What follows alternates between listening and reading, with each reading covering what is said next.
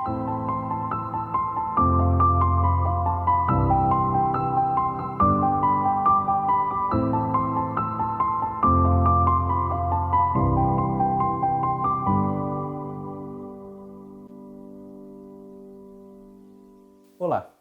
tudo bem com você? Espero que sim. Eu sou o Fábio Costa, muito prazer se você nunca viu nenhum dos nossos vídeos aqui.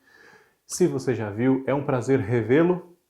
E estamos com mais um TBT da TV nesta semana aqui no nosso canal do Observatório da TV. Se você não está inscrito ainda, inscreva-se para acompanhar tudo que publicamos, tudo que trazemos aqui para você com muito carinho.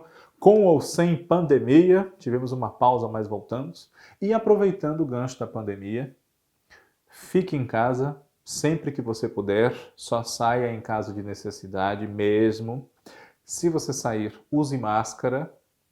Eu estou aqui sem máscara para que vocês me ouçam melhor. E estamos respeitando para a produção dos nossos vídeos todas as medidas de distanciamento social, de higiene e tudo mais. Não só aqui nos nossos estúdios do Observatório da TV, mas também no prédio onde ficamos, enfim. Se você não tiver necessidade de sair, não é porque o shopping está aberto com as lojas lá da hora X à hora Y que você tem que ir lá. Vá lá se você precisar comprar alguma coisa que você não pode viver sem. E por aí vai, tá? Não bobeie, porque recentemente perdemos inclusive um ator, Gésio Amadeu. Se você não acredita na Covid-19, morreu o chefe Chico das Chiquititas, ícone da sua infância, talvez, quem sabe? Então, respeite as recomendações, certo? E o tema do nosso TBT dessa semana é o 30º aniversário de uma das novelas mais importantes, mais representativas e, por que não dizer, melhores já feitas aqui na TV brasileira. Pantanal, de Benedito Rui Barbosa. Esse aniversário de 30 anos de Pantanal ocorreu em março, né? Finalzinho de março, dia 27, se eu não me engano. Mas o mundo mudou. Aí tudo mudou com a pandemia e não pudemos promover esse vídeo na data ou próximo dela. Fazemos isso agora também porque está na boca do povo já faz algumas semanas que finalmente, depois de vários planos deixados de lado, etc., a TV Globo pretende produzir uma nova versão de Pantanal para o Globoplay e possivelmente para a TV aberta também posteriormente, né? Então, Pantanal, pelos 30 anos e pelo remake, voltou ao noticiário. E ela merece.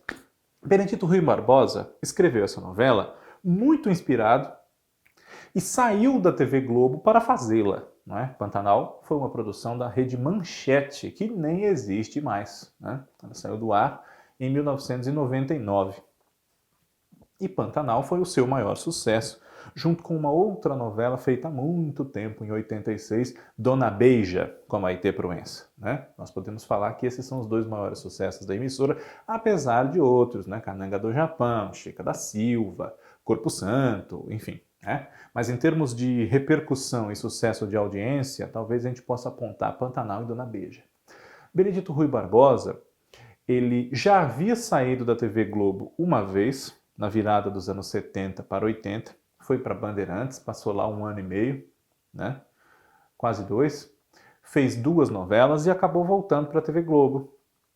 Mas ele queria, até pelo sucesso do seu trabalho, mesmo fora da Globo, escreveu novelas em outras emissoras, né? E pela comprovada eficácia do seu trabalho como novelista, ele queria o que, se não todos, quase todos os novelistas querem, escrever a novela das 8, que hoje é a novela das 9. Né? E com Pantanal, isso não aconteceu na Globo, mas ele esteve perto de fazê-la. Né?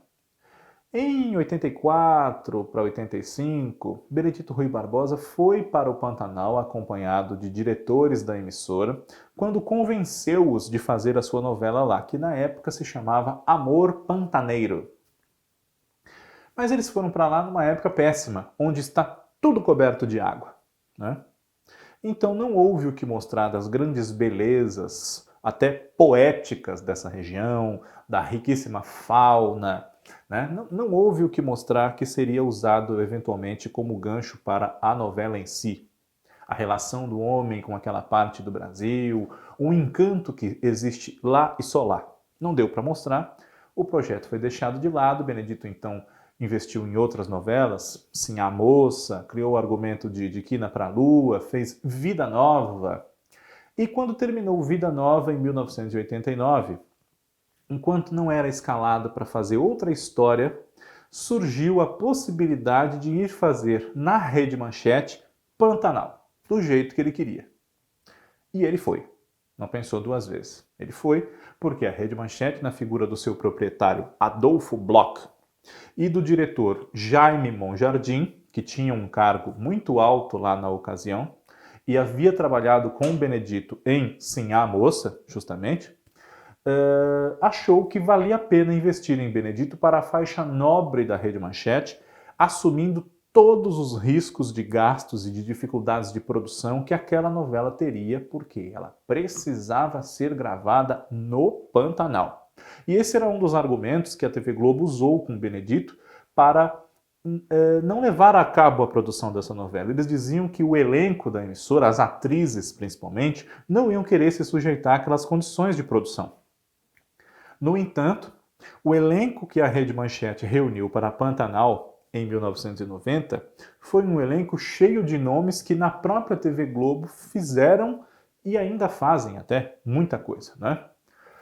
Para que vocês tenham uma ideia, essa novela, se você não assistiu, ela tinha no seu elenco Cláudio Marzo fazendo aquele que para muitos é o maior papel da sua vida, o protagonista, o José Leôncio, Paulo Gorgulho, Jussara Freire, Natália Timber, Cristiano Oliveira, Marcos Winter, Antônio Petrin, Ângela Leal, Sérgio Brito, Tânia Alves, Sérgio Reis, Alves Sáter, Rosa Maria Murtinho e mais uma pancada, né? Fora aqueles que estavam ingressando na carreira naquele momento, além da própria Cristiana, que estava na sua segunda novela, Andréia Richa, Rômulo Arantes, Flávia Monteiro, Luciene Adami, né? Esse foi um elenco que, se os artistas não estivessem interessados em participar de um projeto como esse, gravado no Pantanal, não conseguiriam reunir, sem dúvida alguma, por melhor que fosse o salário, né? Pantanal começa no final dos anos 60, né? Aliás, no final dos anos 60 não, antes ainda, quando o José Leôncio é um pré-adolescente e vai participar de um transporte, né, de uma operação de transporte dos bois com o seu pai, o Joventino, que era o Cláudio Marzo, né? E a família Leôncio é introduzida na narrativa com essa lida com os bois. Eles eram criadores e transportavam os próprios bois para os fins, né? Os compradores, enfim, andavam por todo o Pantanal, por todo o interior do país, levando as boiadas, e o José Leôncio cresce aprendendo esse ofício com o pai dele, o Juventino, que justamente desaparece, some, é dado como morto depois de uma dessas viagens. A essa altura ele já é um jovem adulto, né, interpretado pelo Paulo Gorgulho, e aí estamos na década de 60. Muito bronco, né? Até certo ponto, né? Muito sabedor da sua vida ali com os bois e com a fazenda, com tudo que dizia respeito ao seu cotidiano no qual ele cresceu, mas completamente avesso à vida, vamos dizer, em sociedade, a vida nos centros urbanos, o José Leôncio era uma pessoa de muito bom coração, mas também de sangue muito quente e que perdia a paciência por pouca coisa, principalmente quando jovem. No Rio de Janeiro, onde ele vai tratar de problemas fiscais, né, dos seus negócios, enfim, ele conhece uma moça que é o seu total oposto, chamada Madeleine, interpretada pela Ingra Liberato. Muito bonita, de bons modos, etc. Ela se interessa por aquele homem, que é diferente de todos os rapazes educados e perfumados com os quais ela convive, e ele é atraído por aquela menina que é muito bonita e também diferente das moças às quais ele está acostumado.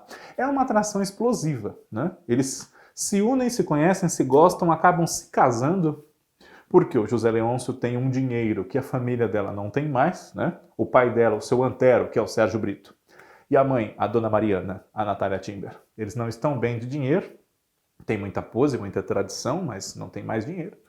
E o casamento se faz. É claro que a Madeleine não vai se habituar à vida numa fazenda no meio do Pantanal. Então ela vai embora. E cria o filho que ela tem com o José Leôncio no Rio, com a mãe dela. Até porque, quando o garoto ainda é pequeno, né, ainda é adolescente, o avô morre, o seu Antero. E ela cria o Joventino, que tem o nome do avô, Joventino Leôncio Neto, um nome que ela odeia e chama o garoto só de Jove. Ela cria o Jove com a ajuda do pai, até quando ele pode, né? Da mãe e da irmã, a Irmã, sem trocadilhos, que era vivida pela Carolina Ferraz e ficou muito apaixonada pelo José Leôncio. Sinceramente, além de um encanto, de um interesse puramente sexual, como foi no caso da Madeleine. Mas, quando cresce, quando, vamos dizer assim, fica rapaz, o Jove, que a essa altura já é o Marcos Winter, quer conviver com esse pai, que ele não conhece, né? Existem situações na vida, até pela falta do avô também, ele quer a experiência de viver com esse pai que é um fazendeiro bronco, que vive no meio do Pantanal, e vai para lá, né? É claro que ele tem muitos conflitos com esse filho, mesmo porque ele está acostumado com os rapazes da região e com um filho que ele não reconhece como tal, mas criou desde muito pequeno, que é o Tadeu, interpretado pelo Marcos Palmeira.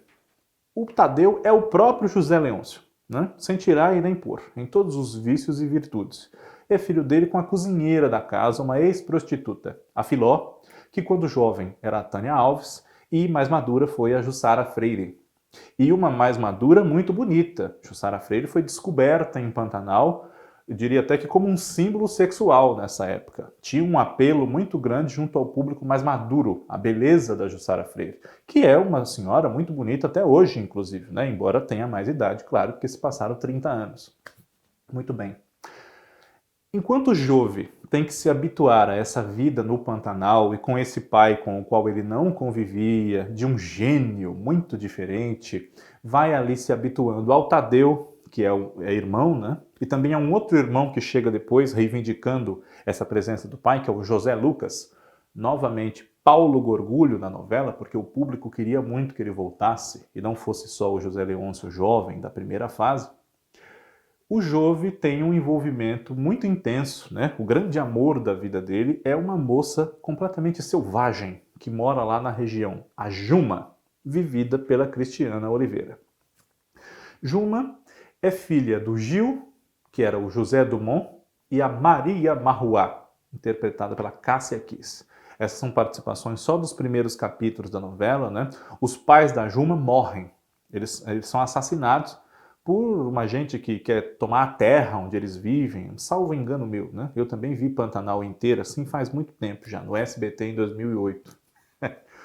E eles... A menina acaba crescendo, basicamente, com a proteção do Velho do Rio, que é uma figura lendária que habita as margens dos rios da região e protege os desvalidos, enfim, aqueles que precisam de ajuda, que passam mal de saúde, se perdem nas matas, enfim. E figuras como a Juma, que fica sem pai e sem mãe, né? E ela tinha uma particularidade, porque, muito bonita, ela atraía os homens. Mas, ao mesmo tempo, ela tinha uma relação conflituosa com a figura do homem, porque para ela o homem, o gênero masculino, simbolizava algo perigoso, simbolizava o mal, de que ela deveria se defender. Então havia aí um realismo mágico em Pantanal, porque a Juma se convertia numa onça violentíssima e mordia as pessoas e atacava quem queria ir lá bulir com ela e com uma moça que ela abriga na sua casa, que não falava, a muda, por isso mesmo, né? Ela chamava a moça muda de muda e era a Andréa Richa. Mas a muda não era muda. E tem uma cena que a gente assistindo a novela não consegue deixar de dar risada, né? Porque quando ela descobre que a muda fala, ela fala, mas agora como é que eu vou chamar você? Que você é muda, mas não é muda, né? Como é que eu vou chamar você? Você não é mais muda? Ela fala, não, você pode me chamar, etc. Pode continuar me chamando de muda. A muda, inclusive, desperta a atenção de um violeiro que vai passar um tempo lá na fazenda, de peão e tal, que é o Tibério, vivido pelo Sérgio Reis, né? Ele faz uma dupla com o amigo dele, o Tibério e o Trindade, que é o Almir Sater. Trindade, que tem a história que o Benedito cultiva em várias novelas, de um diabinho que mora dentro de uma garrafa, que confere a ele poderes de proteção sobrenaturais e tal. O Trindade, inclusive, é um novo interesse romântico que surge na vida da Irma, a essa altura mais madura, vivida pela Elaine Cristina, que continua muito apaixonada pelo José Leôncio, mas que acaba se rendendo, vamos dizer assim, a essa paixão pelo Trindade, né? A Irma e a Dona Mariana, e também o mordomo delas, que era o Zaqueu, vivido por um ator chamado João Alberto, eles vão todos para o Pantanal. Depois que a vida fica pior ainda de dinheiro, seu Antero morre, deixa muitas dívidas, e a Madeleine também morre. A essa altura, quando mais amadurecida, interpretada pela Itala Nandi, né? A mãe do Jove. E aí eles vão todos para o Pantanal e vão viver lá com José Leôncio, que os aceita de muito bom grado, porque ele sempre quis que a família vivesse assim junta, inclusive, né? Embora sofra com a ausência da Madeleine, com a falta desse relacionamento do jeito que ele gostaria. Mas não tinha como ser de outro jeito, né? Porque aquela moça não ia viver no Pantanal. E tinha um rapaz que vivia atrás dela, o Gustavo, vivido pelo José de Abreu, gostava dela, queria casar com ela, etc. Né? Muito bem. Por que Pantanal, com esse romance do Jove e da Juma, repetindo em parte o romance do José Leôncio e da Madeleine, muito diferentes, um do Pantanal e um da cidade, etc. Por que essa novela com esses personagens e ambientada no Pantanal foi um fenômeno de repercussão tão grande que é falado até hoje? Essa é uma pergunta que a gente pode tentar responder, né? Mas sempre vai faltar alguma coisa para embasar esse grande sucesso. A história do Benedito tinha personagens muito bem delineados, todos eles com grandes motivações dramáticas, conflitos intensos, e era uma novela que conversava com o seu tempo, né? Em 1990, aquele fazendeiro que morava numa fazenda bastante isolada lá no Pantanal, negociava bois para o mundo todo. Conversava com rádio amador, com Rio de Janeiro, com São Paulo, com onde ele quisesse, para tratar dos seus negócios. Ele havia tido, não um refinamento, mas evoluído daquela figura que ele era quando jovem, né? Embora cultivasse, claro, os seus valores, que ele nunca deixou de lado. Então, José Leôncio era um personagem muito envolvente e de uma identificação muito forte da parte de todos aqueles que tinham a idade dele ou que conheciam, eram filhos, netos de alguém como ele, de valores muito fortes, muito marcados e de origem interiorana. É o meu caso, por exemplo. O meu pai, ele nasceu no interior, numa região que não fica muito distante do Pantanal, né? Eu vi a novela com meu pai, então é claro que eu identifico a trajetória ali da família do José Leôncio com coisas que o meu pai sempre me contou, né? E várias pessoas como eu acredito que possam dizer o mesmo, né? E além disso, de uma história de uma família de peões de boiadeiro, que é vizinha da menina que vira onça e o menino fica dividido entre ela e uma outra também muito bonita, que se parece mais com ele, porque foi estudar na capital do Rio de Janeiro, que é a Guta, papel da Luciene Adami, a filha do vizinho mau caráter, o Tenório, que era o Antônio Petrin, e de uma mãe completamente maltratada por esse marido que tratava ela como um trapo velho, como um lixo. Chamava ela, inclusive, de Maria Bruaca, que era a Ângela Leal, né? E aí ele começa a ver que a Maria não é tão bruaca assim, porque ela desperta a atenção de um dos peões, o Ângelo Antônio, que fazia o Alcides, né? Ele, inclusive, manda capar o rapaz, né? Como represália, né? E ele tratava essa mulher tão mal, tinha com ela essa filha, mas no Rio de Janeiro tinha uma outra mulher, a Dona Zuleika, que era a Rosa Maria Murtinho, tinha com ela não só um, como 3 filhos, né? E, enfim, né, é o famoso faço o que eu digo, mas não faço o que eu faço. Era um monstro de marido, mas outra pessoa completamente diferente quando saía do Pantanal. Essa novela fez muito sucesso por conta da sua história muito bem urdida pelo Benedito, pelo talento do elenco, claro, não é? E pela beleza da fotografia, pelo tratamento respeitoso, criativo, inspirado, artístico mesmo, do Jaime Monjardim como diretor-geral da novela, do Chico Boia, salvo engano meu, que fazia parte da equipe de fotografia, e dos diretores que trabalhavam com o Jaime, o Marcelo de Barreto, o Carlos Magalhães e o Roberto Naar. As imagens das chalanas transportando as pessoas pelo rio, dos animais variados, né, o tuiuiu, a onça, enfim, são deslumbrantes. E naquele momento, 1990, o telespectador assistia às novelas da TV Globo em massa, como assiste hoje, como assistiu sempre, podemos dizer. Mas o interior, e ainda mais tratado daquela maneira como se tratou em Pantanal, ele fazia um pouco de falta. As novelas estavam muito urbanizadas, esquecendo um pouco esse Brasil do interior. Então, quando você tem um espetáculo de imagens, um tema que atende a esse apelo de corresponder a uma expectativa que o público às vezes tinha sem nem saber, uma história envolvente, com um bom elenco, muito bem produzida e dirigida, com uma trilha sonora inspiradíssima que unia tanto artistas de músicas, vamos dizer assim, urbanas, né, como Ivan Lins, Orlando Moraes, João Bosco, né? Você também tinha Sérgio Reis, Maria Bethânia, né? Músicas sertanejas, vamos dizer assim, né?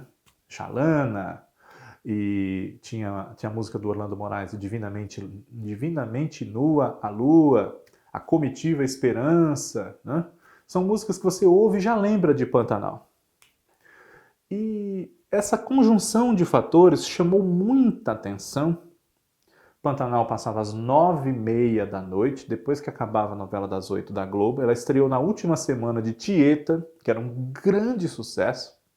E na semana seguinte, a Globo estreou Rainha da Sucata, do Silvio de Abreu.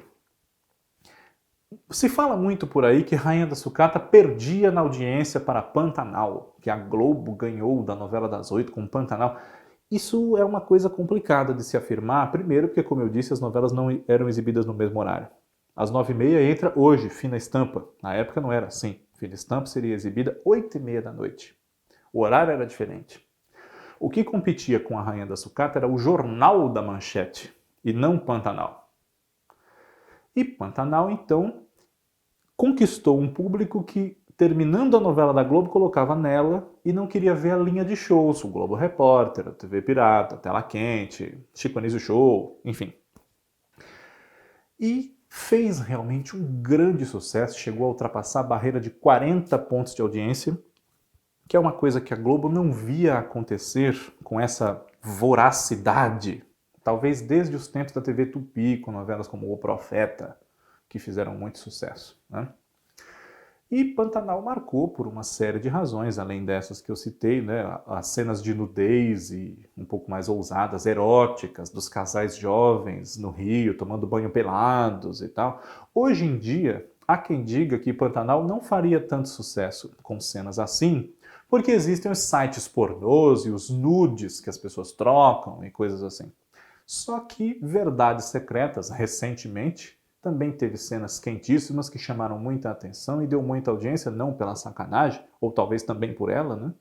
E também já é da era dos nudes e dos sites de vídeo pornô. Então, eu acho que essa é uma explicação que não calha muito, né?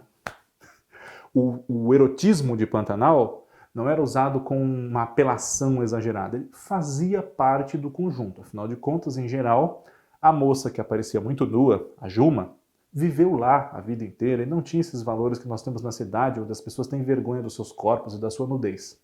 A Juma parecia pelada mesmo, porque para ela era muito natural, né? Pantanal é uma das melhores novelas que já foram feitas. Quem viu, acredite que concorde comigo. Depois dela, tamanho foi o seu sucesso e a prova de que valia a pena investir nele no horário nobre, Benedito voltou para a TV Globo e fez uma sucessão de novelas, agora das 8, merecidamente, com muito sucesso. Renascer, O Rei do Gado, Terra Nostra, né? Enfim.